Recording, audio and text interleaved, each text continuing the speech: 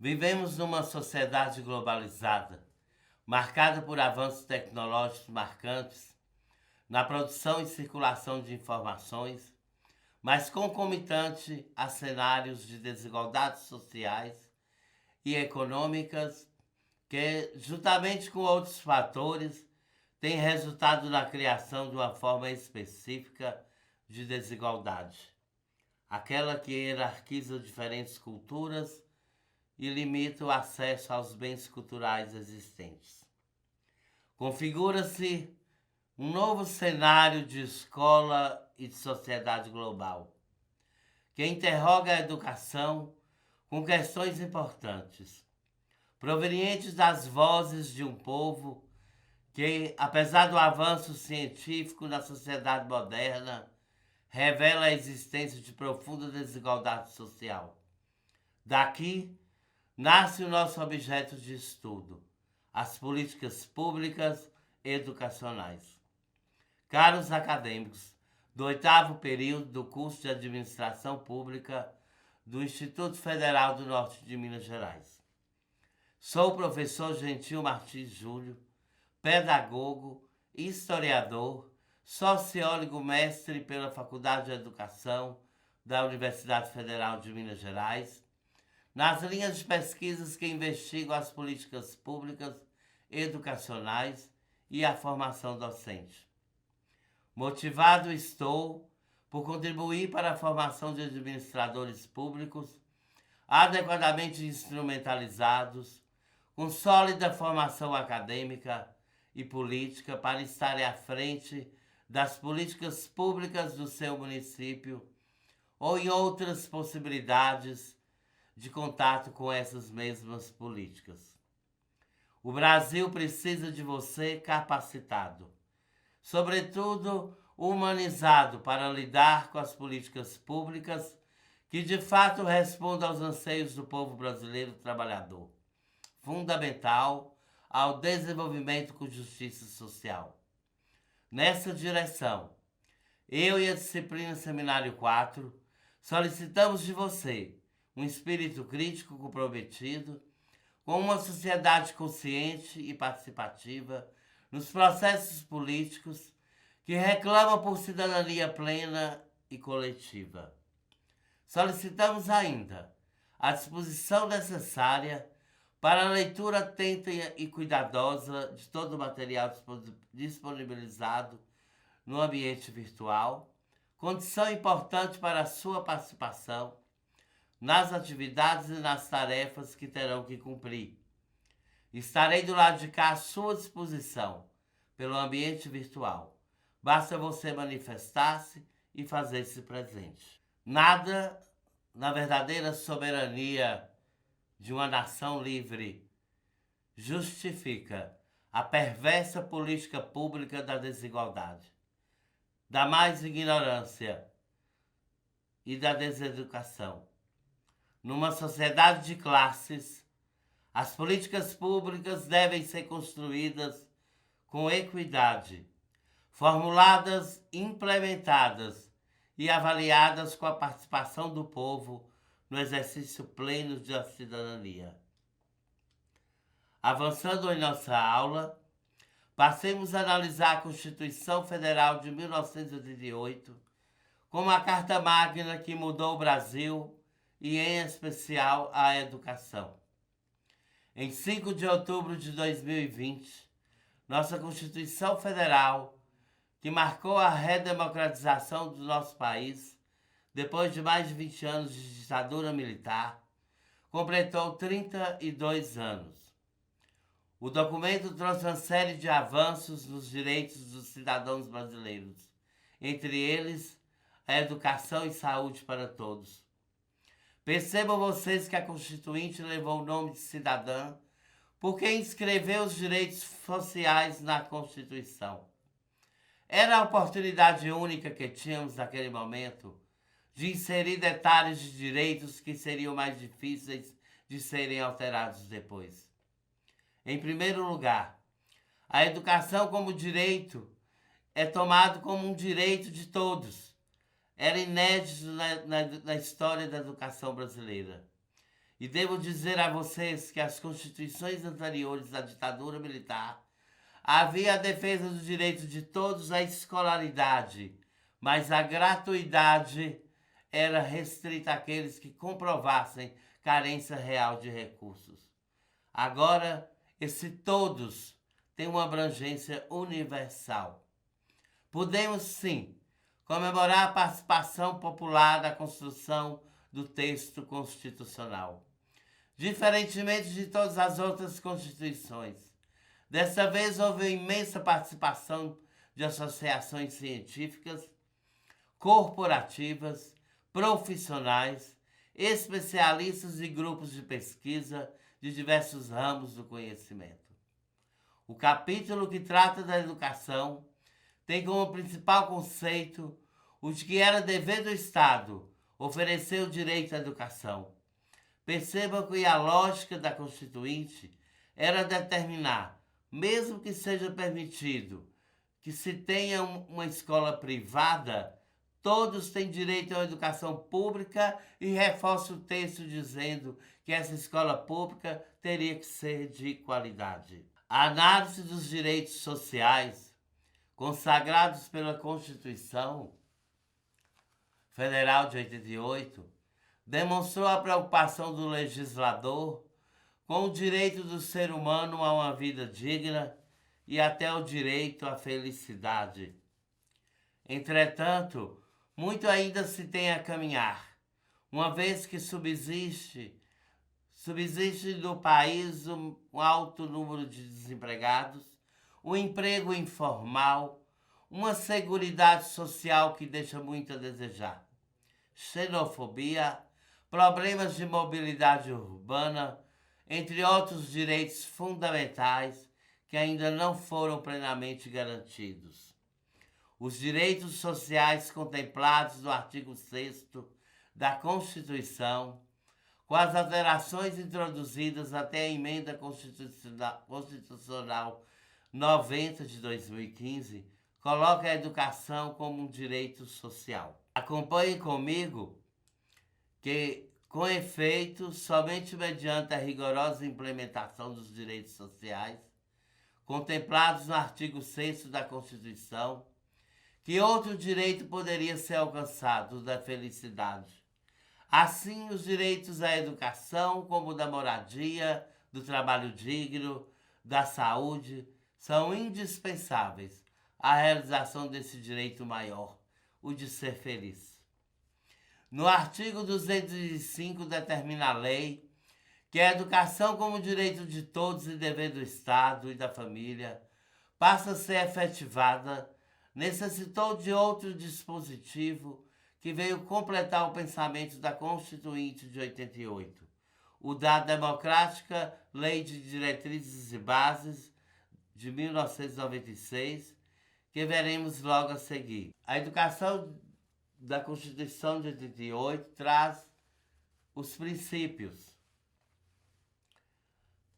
É dever da família, do Estado, promover a educação pública, incentivar com a colaboração da sociedade, visando sempre o pleno desenvolvimento da pessoa, o preparo dos sujeitos para o exercício pleno da cidadania e a sua qualificação para o trabalho. Condição única que permitiria a sobrevivência digna da grande maioria trabalhadora. A cidadania garantida na Constituição de 88 e conquistada pelo ser humano é valor adquirido pelo homem moral e intelectual, produto da cultura, do conhecimento e das oportunidades do trabalho digno, sem dúvida merecedor da proteção do Estado. Deste modo, o artigo 206, ao proclamar os princípios fundamentais, garante uma educação com plena igualdade de condições para o acesso e permanência na escola. Essa igualdade de permanência das crianças na escola só é possível mediante a outros direitos, como o do trabalho para os pais, por exemplo. Além disso, alunos e educadores devem ter liberdade de aprender, ensinar, pesquisar e divulgar o pensamento, assim como o pluralismo de ideias e as concepções ideológicas. Caros alunos, o direito à educação deve ser berço do direito à liberdade de ensino, o qual tem o objetivo de promover a cidadania, a humanização, a valorização do acesso ao conhecimento, ao ensino de qualidade capaz de formar sujeitos críticos, capazes de ação consciente na sociedade. O artigo 206 da Constituição Federal apresenta ainda o direito à liberdade de ensino com pluralismo de ideias. Todas essas prerrogativas só são possíveis numa sociedade democrática que possui uma escola que é democrática. Nenhum outro tipo de escola cabe em nossa Constituição. Prosseguindo na discussão, vejamos agora sobre como se estrutura, organiza e funciona a educação no Brasil. A LDB 9394, de 1996, é a que, além de estabelecer as finalidades da educação pública, determina como se organiza, quais os órgãos administrativos responsáveis, os níveis e modalidades de ensino, que se desenvolve através de formulação e implementação das políticas públicas nas 3 esferas de poder: federal, estadual e municipal. Da estrutura: as esferas públicas municipal, estadual e federal, onde a educação com a rede dividida de responsabilidades acontece. A educação das 3 esferas, elas ocorrem dentro de redes e sistemas de ensino. Rede e sistema são sinônimos? O que os diferenciam? Como transformar uma rede de ensino em sistema? Quais as razões para a transição de rede para sistema de ensino? Entendemos por rede de ensino como sendo um sistema sustentado por um mesmo tipo de fonte financeira. Veja que o conceito de rede está ligado ao seu financiamento. A rede pública de ensino é mantida pelo poder público, seja federal, estadual ou municipal. E a rede particular de ensino, mantida por recursos próprios ou através de mensalidades pagas pelos alunos. Já a noção de sistema de ensino parte de um conjunto de elementos interdependentes, de modo a formar um todo organizado. Em nosso caso, um conjunto organizado de redes de ensino.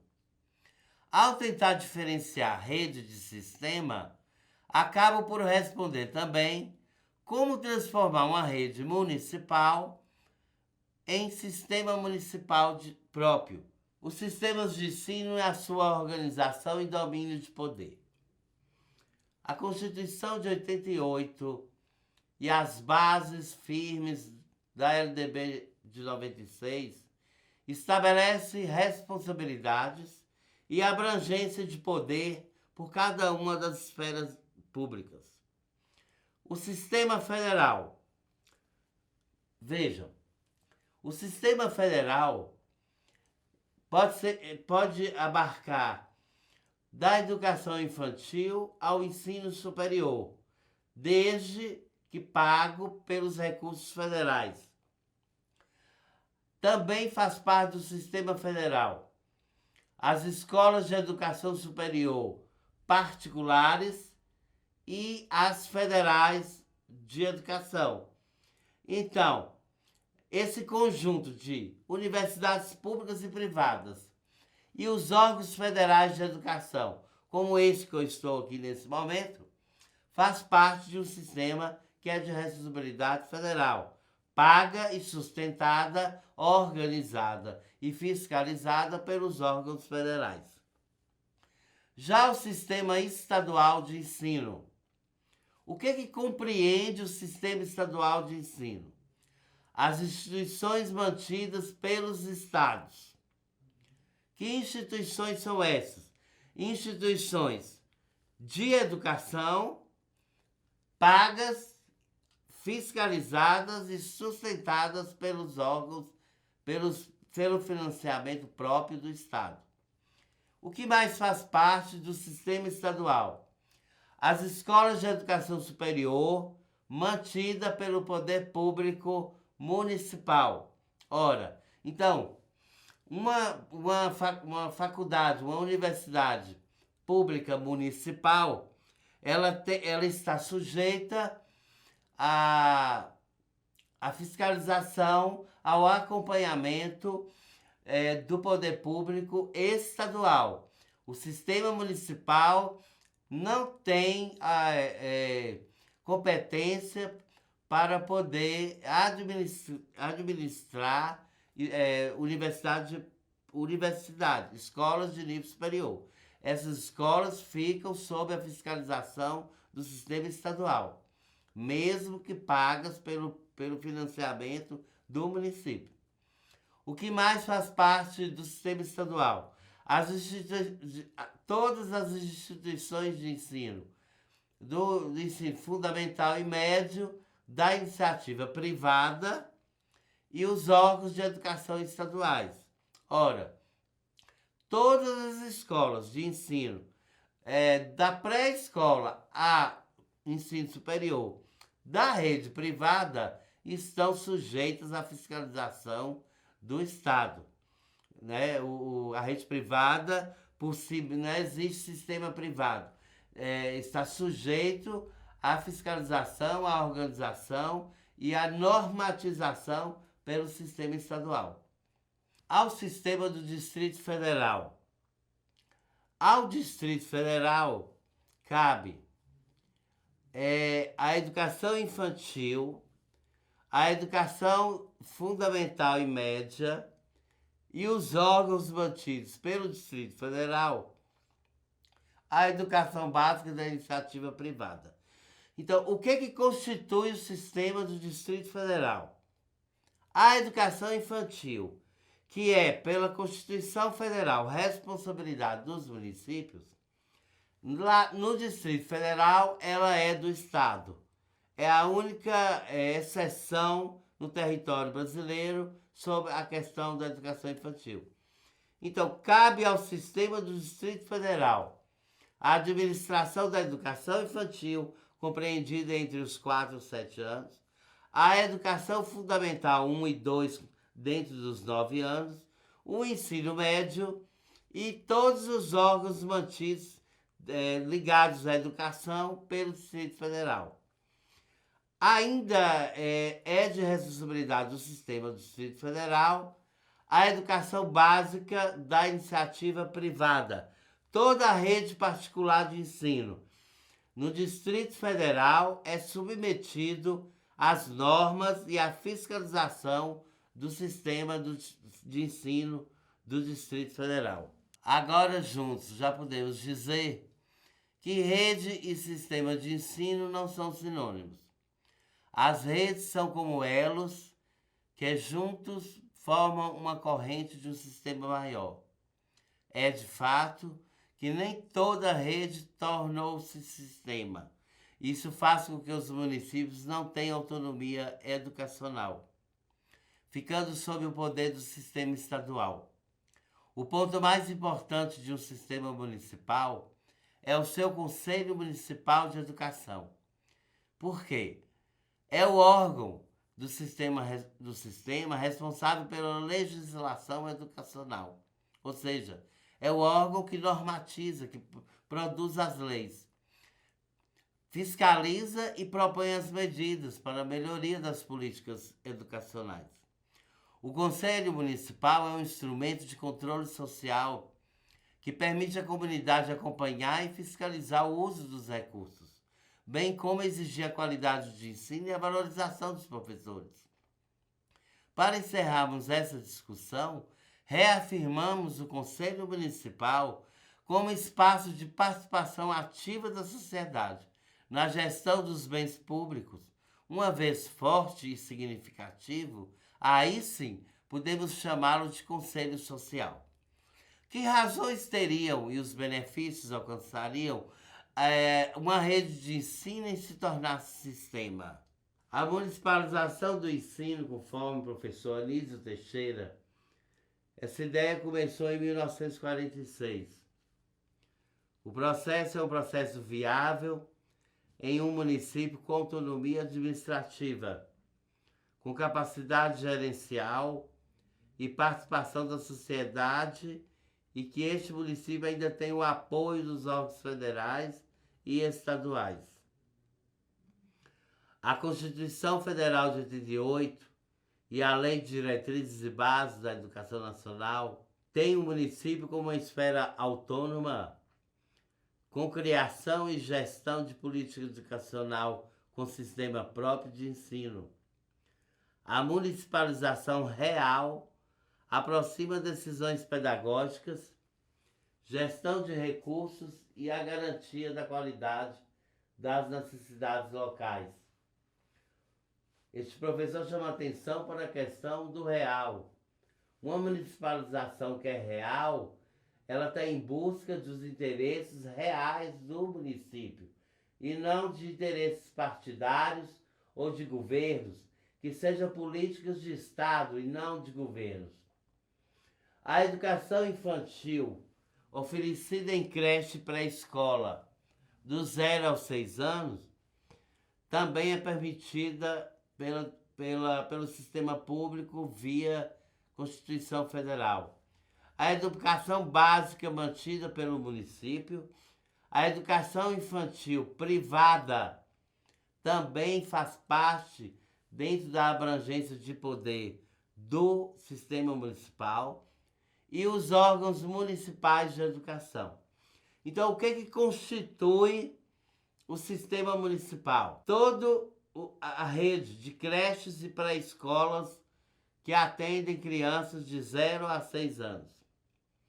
Toda a educação básica, ou seja, a educação fundamental 1 e 2, compreendendo os 9 anos, e a educação básica, mantida pelos recursos municipais. E a educação infantil da rede particular também é submetida às normas do sistema municipal. E todos os órgãos municipais de educação. O que poderia estar perguntando? Que órgãos seriam esses? Seria a Secretaria Municipal de Educação, como todas as despesas para que essa secretaria funcione, não é? Os órgãos como a PAI e outras possibilidades na área da educação especial ou, enfim, todos esses constituem órgãos municipais de educação pública. Caros acadêmicos, com a promulgação da LDB de 96, a educação passou a apresentar uma nova organização, uma nova forma de se organizar no solo brasileiro. Nesta lei, há um título inteiro, o 5, dedicado somente aos níveis e modalidades de ensino. Os níveis de ensino são 2, de acordo com o artigo 21 dessa lei.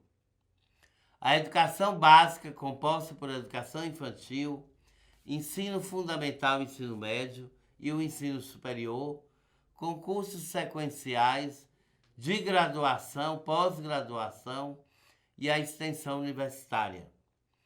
O foco de atenção da nossa disciplina é na direção da abrangência e das responsabilidades de cada sistema das esferas de poder público federal, estadual e municipal.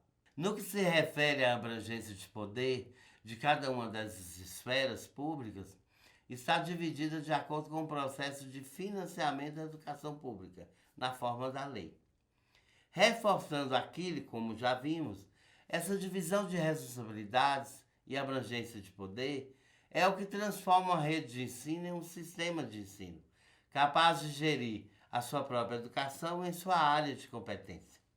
A educação é, sem dúvida, o grande alvo, o grande discurso no atual debate sobre a municipalização do ensino. Abriu-se espaço para interpelações. Houve resistência das escolas e de seus profissionais. Resistência das comunidades em geral, querendo esclarecimento sobre o ensino municipalizado. Achei oportuno, prezado acadêmico, inserir essa temática em nosso estudo, por julgar importante para a administração pública. No processo de municipalização, há uma redistribuição de recursos de financiamento. Cabe à União e aos Estados prestar a articulação administrativa e financeira necessárias aos municípios, que são, por excelência, a base para a construção da democracia e do desenvolvimento da cidadania. Importante para as comunidades locais, onde terão suas escolas municipalizadas, é analisar as condições concretas em que serão aplicadas as políticas de municipalização do ensino. Cabe às comunidades locais zelar e avaliar as possibilidades, os entraves e as implicações do processo de municipalização de suas escolas. Apenas o aumento significativo de recursos nos cofres municipais, por si só, não significa desenvolvimento e qualidade da educação em seu município. Encerramos a nossa videoaula 1, por aqui, desejando a vocês bons estudos, muitas aprendizagens. Até a próxima. Muito obrigado pela atenção.